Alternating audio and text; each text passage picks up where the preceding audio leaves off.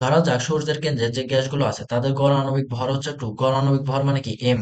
M আমাদের কি বলছে? 2 বলছে। আচ্ছা ঠিক আছে। গ্যাসগুলোর ঘনত্ব এবং চাপ যথাক্রমে ঘনত্ব দেওয়া আছে হচ্ছে ঘনত্ব আমরা এখানে ডি দ্বারা প্রকাশ করলাম। ডি সমান দেওয়া আছে, ডি সমান দেওয়া আছে 1.5 কেজি পার মিটার কিউব। তার মানে কি এসআই এককে দেওয়া আছে, খেয়াল করো। এবং চাপ কত দেওয়া আছে? চাপ প্রি দেওয়া আছে হচ্ছে 1.1 ইন্টু 10 প্যাসকেল। এটাও এসআই এককে দেওয়া আছে। এখন সূর্যের তাপমাত্রা টি বের করতে বলছে, ঠিক আছে। আমরা ঘনত্ব আর হচ্ছে গিয়ে এগুলোর মধ্যে সম্পর্ক জানি, ডি সমান পি এম ডিভাইডেড বাই আর টি। ঠিক আছে, ডি সমান পি এম ডিভাইডেড বাই আর টি। আর কত? আর হচ্ছে আমাদের 8.314। ঠিক আছে, 8.314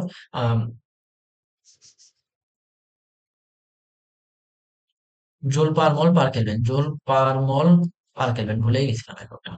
ভালো হইলো মনে করে। তাহলে টি বের করো। তাহলে টি সমান কি? আমরা PM divided by R D.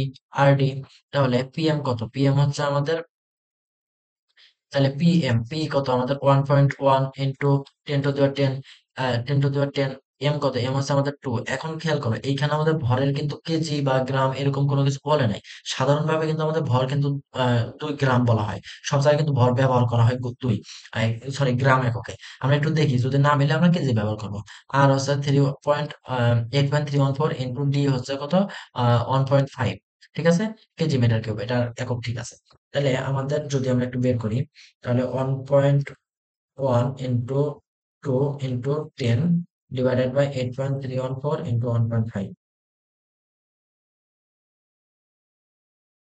হ্যাঁ, মিলে গেছে।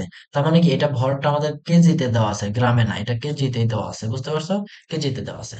তাহলে এটা আমাদের কি আসলো? 1.76 into 10 to the power 9 kelvin. ঠিক আছে, এত তাপমাত্রা হয়।